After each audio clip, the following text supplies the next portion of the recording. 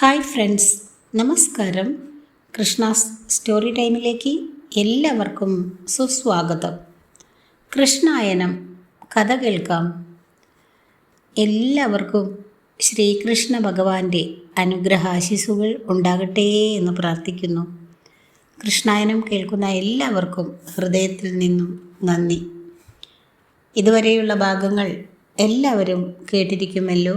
കേൾക്കാത്തവർക്കായി ഡിസ്ക്രിപ്ഷനിൽ ലിങ്ക് കൊടുത്തിട്ടുണ്ട്.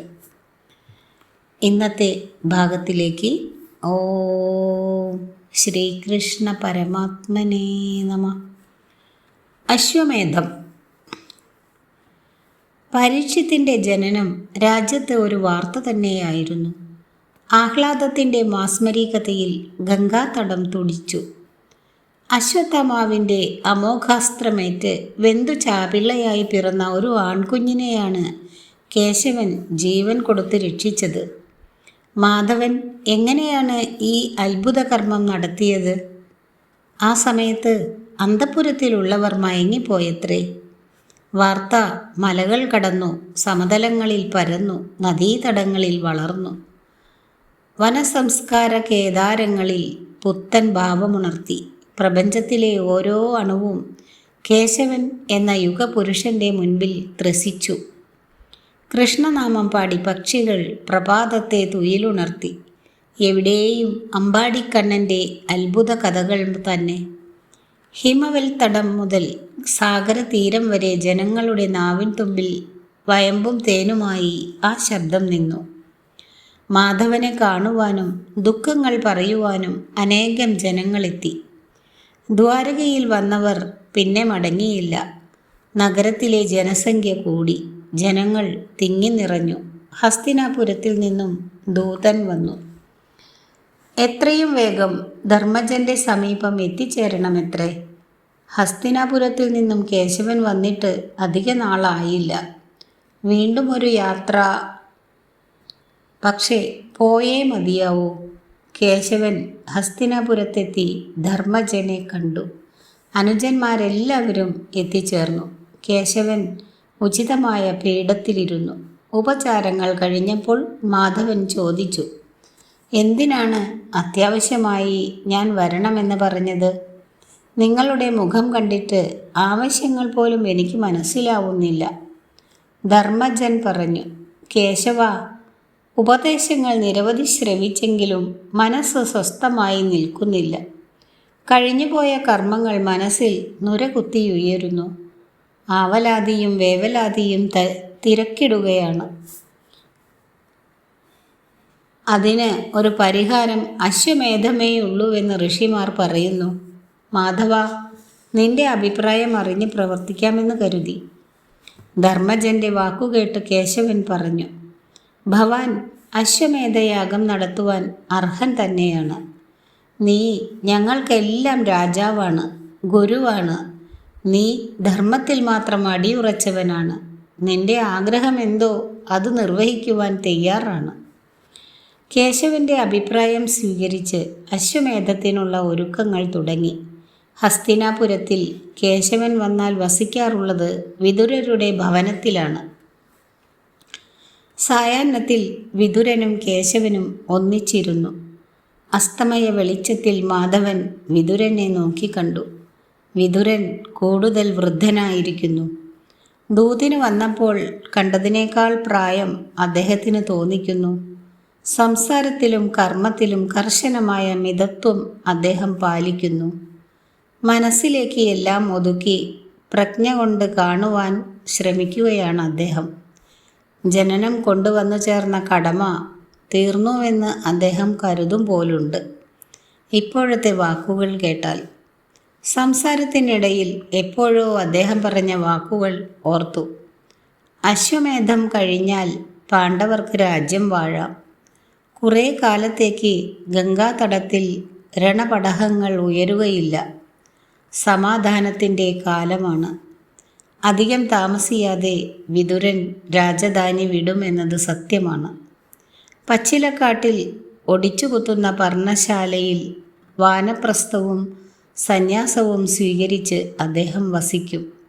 ഏകാന്തതയോട് സല്ലപിച്ച് ഭൗതിക ജീവിതത്തിൽ നിന്നും മോചനം നേടുവാൻ മനസ്സിനെ പരമാത്മാവിൽ അർപ്പിച്ച് ഉപവസിക്കും. വ്യാസന്റെ നേതൃത്വത്തിൽ കേശവന്റെ മേൽനോട്ടത്തിൽ അശ്വമേധം ആരംഭിച്ചു. 4 ദിക്കിലേക്കും കുതിരയെ നയിച്ചുപോയിരുന്ന ഭീമനും അർജുനനും നകുല സഹദേവന്മാരും മടങ്ങിയെത്തി. ആരും കുതിരയെ തടയുകയുണ്ടായില്ല. ഋത്തിക്കുകൾ യാഗം മനോഹരമായി നടത്തി. സമ്പാദിച്ച ഭൂമി മുഴുവൻ യാഗാവസാനത്തിൽ വ്യാസന് യുധിഷ്ഠിരൻ ദാനമായി നൽകി. ഭൂമി ദാനമായി സ്വീകരിച്ച വ്യാസൻ കേശവനെയും യുധിഷ്ഠിരനെയും സമീപം വിളിച്ചു പറഞ്ഞു: യുധിഷ്ഠിരാ, ഭൂമി നീ എനിക്ക് തന്നിരിക്കുന്നു. അത് ഞാൻ നിനക്ക് തിരിച്ചു തരുന്നു. സ്വന്തമാക്കുവാനല്ല, പ്രജകളെ ഭരിക്കുവാൻ. ഇവർക്കെല്ലാം ദാനമായി സ്വർണം കൊടുക്കുക. കേശവനെ നോക്കി ധർമ്മജൻ നിന്നു. വ്യാസമഹർഷി പറഞ്ഞത് ശ്രേഷ്ഠമാണ്, അതനുസരിക്കുക എന്നുള്ള കേശവന്റെ വാക്കുകൾ ധർമ്മജനിൽ ആഹ്ലാദം പകർന്നു. ഭൂമി സ്വീകരിച്ചുകൊണ്ട് യുധിഷ്ഠിരൻ അവർക്കെല്ലാം സ്വർണം നൽകി. ദാനം പൂർണ്ണമായതോടെ അശ്വമേധം കഴിഞ്ഞു. രാജ്യഭരണം സഞ്ജയനോടും വിതുരനോടും ആലോചിച്ച് ധൃതരാഷ്ട്രരുടെ പ്രതിപുരുഷൻ എന്ന നിലയിൽ ധർമ്മജൻ നടത്തി. കുന്തിക്കും ഗാന്ധാരിക്കും പ്രീതിയുണ്ടായി. കനത്ത യുദ്ധത്തിൻ്റെ ബലത്ത മുറിവുകൾ അവരിൽ ഉണങ്ങുവാൻ തുടങ്ങി. ആഹ്ലാദം തത്തി തത്തി അവരിലെത്തി. എങ്കിലും ഏകാന്തതകളിൽ ഗാന്ധാരിയുടെ മനസ്സിൽ കഠിനമായ ശോകത്തിൻ്റെ തീനാമ്പുകൾ ഉണരും. അവ അവരെ പൊതിഞ്ഞു നീറ്റും. അപ്പോൾ മാധവനെ ശപിച്ചതോർക്കും. 3 പന്തീരാണ്ട് ചെല്ലുമ്പോൾ വസുമതിയുടെ നികടത്തിൽ നിന്നും വിട പറയാമല്ലോ എന്നവർ ആശ്വസിക്കും. കുന്തിക്കും രാജ്യം വേണ്ട രീതിയിൽ ആനന്ദം നൽകിയില്ല. യുദ്ധം കഴിഞ്ഞപ്പോൾ ലാഭഛേദങ്ങൾ ഇണക്കിച്ചേർത്തു നോക്കി. നഷ്ടത്തിൻ്റെ ഭാഗം വളരെ കൂടുതലായിരുന്നു. അതോടെ കുന്തിയുടെ മനസ്സ് മങ്ങി. കർണൻ മരിച്ചപ്പോൾ സർവ്വതും തകർന്നു.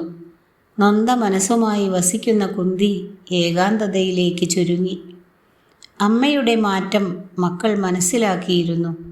യുധിഷ്ഠിരൻ്റെ രാജ്യഭരണം ക്രമമായപ്പോൾ കേശവൻ ദ്വാരകയിലേക്ക് യാത്രയാകാൻ തയ്യാറെടുത്തു. യുധിഷ്ഠിരനോടും പാണ്ഡവരോടും വിട ചോദിച്ച കേശവൻ കുന്തിയെ ചെന്നു കണ്ടു. കേശവൻ പോകുന്നതറിഞ്ഞ് കുന്തിയുടെ കണ്ണു നിറഞ്ഞിരുന്നു. അമ്മായിയെ കേശവൻ വന്ദിച്ചു. കുന്തി പറഞ്ഞു: കേശവ, എല്ലാം ശുഭമായി എന്ന് കരുതുന്നുണ്ടോ? പാണ്ഡവരോട് രാജ്യത്തുള്ള പ്രജകൾക്കെല്ലാം ഒരുപോലെ സ്നേഹമാണെന്ന് നീ വിശ്വസിക്കുന്നുണ്ടോ? കുരുക്ഷേത്ര യുദ്ധത്തിൽ മരിച്ച രാജാക്കന്മാരുടെ പുത്രപൗത്രന്മാർ കാലാകാലങ്ങളിൽ എതിർക്കുക തന്നെ ചെയ്യും. ഇപ്പോൾ അർജുനനും ഭീമനും നേടിയ ബലമാണ് ശത്രുക്കളെ നിശബ്ദരാക്കിയിരിക്കുന്നത്. കാലം മാറുമ്പോൾ രാജ്യം ചിതറുന്നത് ഞാൻ കാണുന്നു. പരീക്ഷിത്തിൻ്റെ ഭരണകാലം പരീക്ഷണം തന്നെയായിരിക്കും. വരാനുള്ളത് വഴിയിൽ തങ്ങുകയില്ലല്ലോ. എല്ലാം അനുഭവിക്കുകയേ മാർഗമുള്ളൂ. കേശവൻ പുഞ്ചിരിച്ചുകൊണ്ട് പറഞ്ഞു: അമ്മായി, വിധിയുടെ ചക്രം കറങ്ങിക്കൊണ്ടിരിക്കുന്നു. അവ സുഖദുഃഖ മിശ്രിതമാണ്.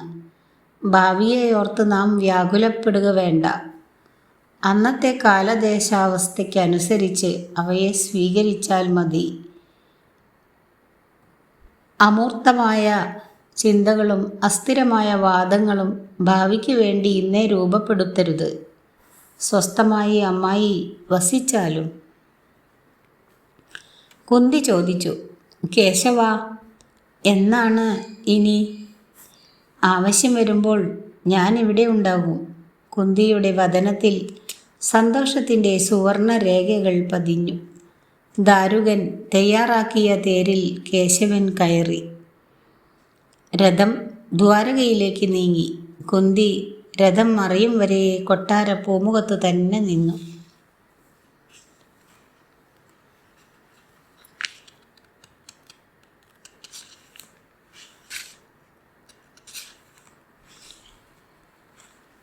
ഇതോടുകൂടി ഇന്നത്തെ ഭാഗം അവസാനിച്ചിരിക്കുന്നു. അടുത്ത ഭാഗം മായ രുക്മിവധം അടുത്ത ദിവസത്തെ വീഡിയോയിലൂടെ കേൾപ്പിക്കാം. Thank you.